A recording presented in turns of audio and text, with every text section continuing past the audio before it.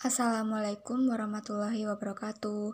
Salam sejahtera untuk kita semua. Semoga adik-adik SMP 62 tetap semangat dan jangan lupa untuk tetap menjaga kesehatan.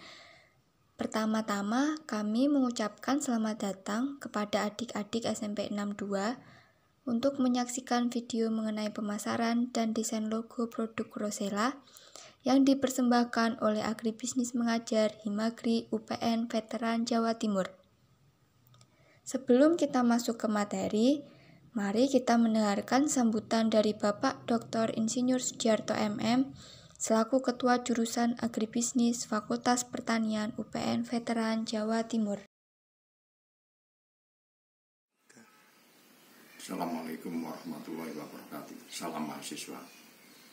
Alhamdulillah, puji syukur saya haturkan kehadirat Tuhan Yang Maha Esa, Allah Subhanahu wa Ta'ala, yang mana atas limpahan kasih serta curahan sayangnya kita masih diberikan kesempatan dan kesehatan untuk berkarya.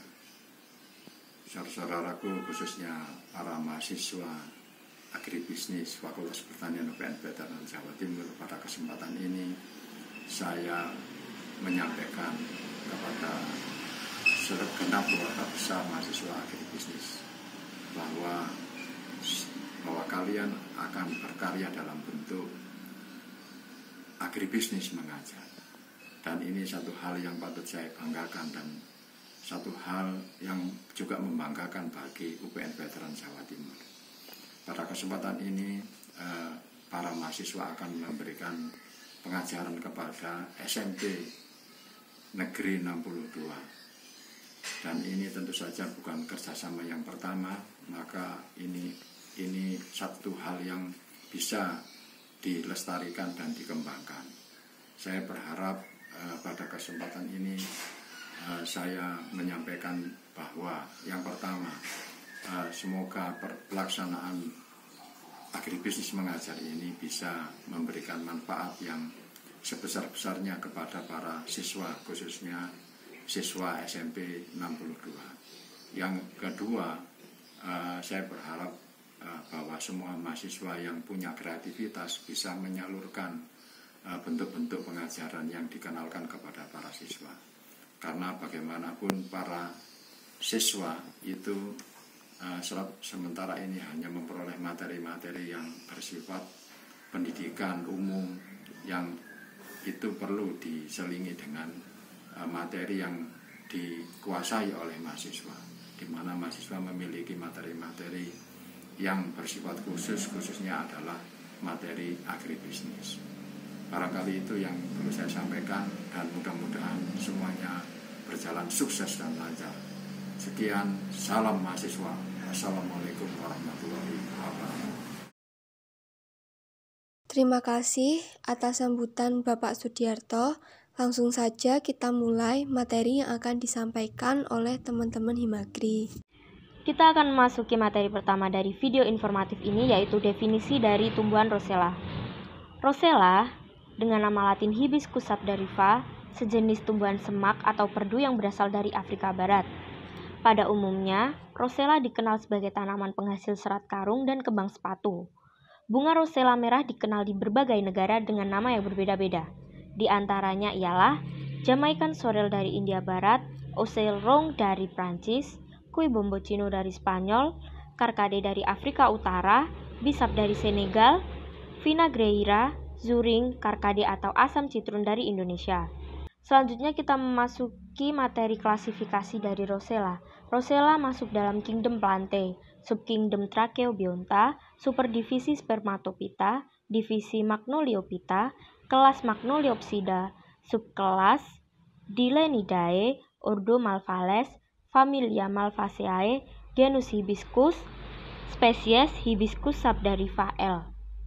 Adapun langkah-langkah untuk menanam tumbuhan Rosella sebagai berikut. Yang pertama, kita membersihkan area tanam dari gulma. Yang kedua, kita melakukan penggemburan tanah dan memberi pupuk. Yang ketiga, membuat badengan sesuai dengan area tanam. Yang keempat, memilih biji Rosella yang berkualitas. Yang kelima, mengeringkan biji Rosella tersebut kurang lebih selama 4 hari. Lalu, jika benih sudah mencapai 7 cm, kita memasukkan benih ke dalam polybag. lalu melakukan perawatan benih hingga tinggi tanaman selama kurang lebih 20 cm. Setelah tinggi tanaman mencapai 20 cm, kita dapat memindahkan tanaman ke area tanam. Perlu kita ketahui bahwa tanaman rosella bisa tumbuh dengan baik dan subur di ketinggian 10 hingga 60 meter dari atas permukaan laut.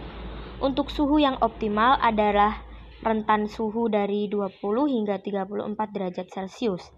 Tanaman rosella adalah tanaman yang hanya berbuah di satu waktu dalam semusim. Tanaman ini bisa tumbuh mencapai ketinggian 1 hingga 3 meter.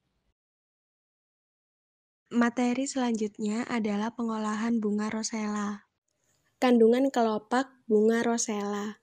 Air berjumlah 9,2 gram, protein berjumlah 1,145 gram, lemak berjumlah 2,61 gram, serat berjumlah 12 gram, abu berjumlah 6,9 gram, kalsium berjumlah 1,263 mg, fosfor berjumlah 273,2 mg, zat besi berjumlah 8,98 mg, karotena berjumlah 0,029 mg, tiamin berjumlah 0,117 mg, riboflavin berjumlah 0,277 mg, niacin berjumlah 3,765 mg, asid askobik berjumlah 6,7 mg. Dengan banyaknya kandungan yang ada pada kelopak rosella, bunga rosella dapat diolah untuk dijadikan makanan, seperti sirup rosella, agar-agar rosella, es krim rosella, dan permen rosella. Cara membuat permen rosella. Bahan yang diperlukan yaitu bunga rosella, air, nutrijel, bubuk agar, gula, dan gelatin. Alat yang digunakan yaitu kompor, saringan, pisau, loyang, dan wadah. Langkah-langkah dalam membuat permen rosella yaitu: pertama, rebus air. Kedua, masukkan bunga rosella ke dalam air yang direbus hingga warnanya berubah. 3. Setelah itu, saring larutan bunga rosella, kemudian sisihkan. 4. Campur bubuk nutrijel dan agar dengan air. 5. Lalu masukkan ke dalam air rosella. 6. Aduk terus sampai menyatu, lalu diberi gula. 7. Masukkan gelatin yang telah dicampur air. 8. Kemudian tuang ke loyang atau ke cetakan. 9. Tunggu hingga mengeras, lalu dipotong sesuai selera. Materi selanjutnya adalah pemasaran. Pemasaran produk adalah seluruh proses yang dimulai dari analisis pasar, mengantarkan produk ke pelanggan, dan menerima umpan balik. Proses ini bertujuan untuk mengetahui pasar yang tepat bagi produk dan penempatannya, sehingga mendapat respon pelanggan yang baik. Strategi pemasaran produk. Yang pertama, ketahui target pasar. Kita harus benar-benar mengenali pasar dan menguasai target pasar. Langkah pertama yang dapat dilakukan yaitu melakukan riset siapa yang menjadi target pasar. Semakin spesifik target pasar, maka semakin besar peluang untuk sukses. 2. Menggunakan sosial media. Media sosial adalah alat pemasaran yang paling ampuh karena hampir semua orang dari berbagai latar belakang yang berbeda menggunakannya. Contoh berpromosi menggunakan Instagram dan Facebook. Dengan media sosial, perusahaan dapat menjalin interaksi secara luas dengan berbagai kalangan. Sosial media juga memungkinkan perusahaan untuk memilih komunitas yang sesuai untuk memasarkan produk mereka, sehingga apa yang ditawarkan memiliki peluang besar untuk terjual. Dalam pemasaran media sosial, kita juga dapat berkolaborasi dengan influencer. Banyak orang yang menggunakan influencer di sosial media untuk mempromosikan produknya. Biarkan pengikut mereka mengetahui produk melalui influencer. 3. Menawarkan produk secara gratis. Cara ini dianggap sangat ampuh untuk menjaring konsumen, karena sesuatu yang gratis akan sangat sulit dilewatkan begitu saja. Alasan lain kenapa strategi ini dianggap perlu juga, seringkali seorang customer belum membeli sebuah produk karena mereka belum pernah mencoba tentang produk tersebut. Sebuah perusahaan bisa saja memilih event atau langsung menawarkan sampel dan contoh gratis secara door-to-door kepada calon konsumennya. Jika produk tersebut berupa jasa ataupun media digital, maka perusahaan dapat menawarkan free trial atau mencoba gratis untuk menarik minat calon konsumen mengetahui sebuah produk. Contoh strategi pemasaran ini cukup efektif diterapkan. 4. Memilih tempat strategis. Tempat strategis masih menjadi salah satu strategi pemasaran yang patut dipertimbangkan, karena dengan tempat penjualan yang strategis, berarti produk memiliki kemungkinan terlihat lebih tinggi, dan tentu saja memicu penjualan yang tinggi. Kriteria pemilihan tempat strategis ini harus menyesuaikan dengan target sasaran, serta kemudahan untuk menjangkaunya. Misalnya, jika memutuskan untuk menjual kebutuhan perlengkapan anak kos, maka perjualan di dekat area kampus atau tempat sekolah akan membuat kemungkinan produk cepat laku dan terlihat. 5. Memberi insentif untuk rekomendasi. Sebuah produk akan terlihat bagus dan dapat dipercaya bila ada yang merekomendasikannya. Untuk mendapat sebuah rekomendasi dari konsumen yang telah memakai produk tersebut, kita harus memberi penghargaan berupa insentif yang menarik. Insentif sebuah testimoni tidak harus selalu berupa uang, namun dapat berupa hadiah produk atau potongan harga. Dengan adanya insentif ini, secara tidak langsung perusahaan memenangkan dua pihak untuk sasaran marketing, yaitu konsumen yang loyal dan calon konsumen. Rekomendasi produk kini menjadi strategi pasar yang digunakan hampir semua produk. Keenam, menjalin hubungan baik dengan konsumen. Konsumen yang loyal adalah sebuah aset penting perusahaan. Mereka telah berulang kali membeli produk dan ikut menyumbang pemasukan secara rutin. Jika tidak ingin kehilangan sebuah pembelian di tengah persaingan banyaknya produk serupa, maka tidak ada salahnya kita memberi penghargaan kepada para konsumen yang loyal terhadap perusahaan. Hal ini cukup efektif menjadi cara pemasaran produk makanan, karena produk jenis ini mengandalkan loyalitas pembelinya untuk bertahan di dunia bisnis. Yang terakhir, dari mulut ke mulut.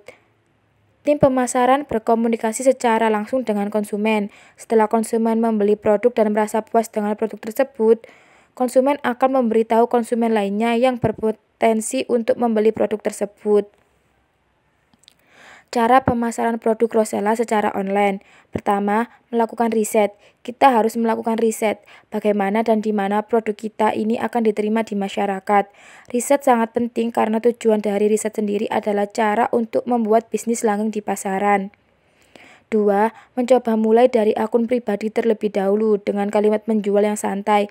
Misalnya kita mengupload foto produk permen Rosella dengan kalimat yang ringan. Contoh, bagi yang minat silakan komen atau inbox ya, udah bebas ongkir. 3. Mengamati, meniru, dan modifikasi. Kita bisa belajar dari mereka yang sudah sukses berjualan lewat media sosial. Langkah pertama, jika belum mengerti sama sekali, coba mencari teman yang sudah memiliki pengalaman atau mencari teman yang selalu menawarkan produk mereka lewat media sosial.